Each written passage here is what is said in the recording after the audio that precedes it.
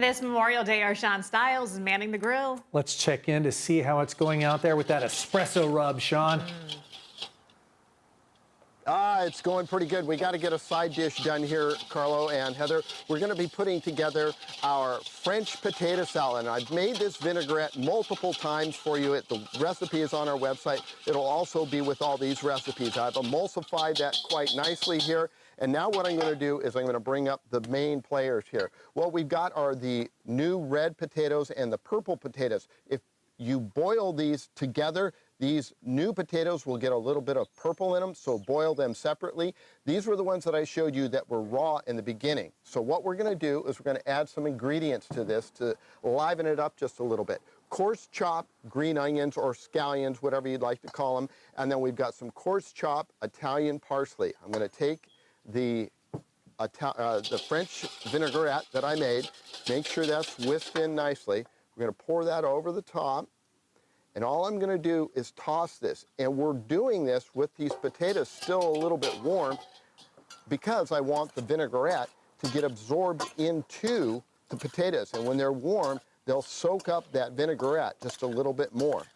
And at this point, you'd want to taste this. But I've already done that off camera, so we won't do that. Give it a nice toss, and then you could set this aside and bring it out when you're ready to serve it. What I'm going to do, though, is go ahead and plate it up and show you the finishing touches here. I've got a nice little serving bowl. I'm going to just put that right in there like that. And I'm framing this food with that nice bowl, okay? And what I'm going to do is finish this off. And then I'm just going to take a little bit of some hard-boiled eggs that I've gone ahead and pre-chopped up. I think everyone knows how to make them, but you want to boil your egg for about 12 to 14 minutes, let it cool, and then break the skin off and use a fork to break it apart. So this is the French, my version of French potato salad, and you can see how a vinaigrette would stand up much, much better as opposed to being outside with, say, a mayonnaise-based dressing. So there's my French potato salad. I think you'll agree that is pretty darn nice.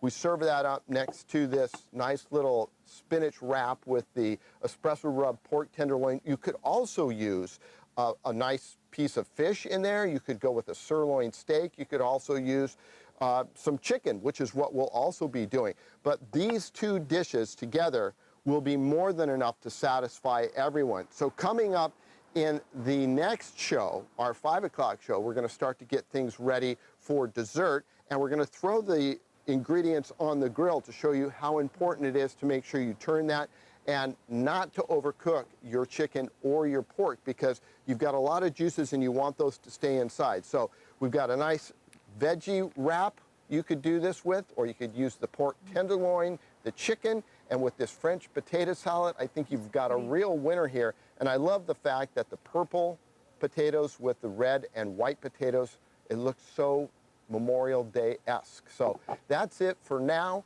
Come back at the 5 o'clock show and we'll have more for you. Okay, I just have to know, Sean, and I think our viewers are asking the same question.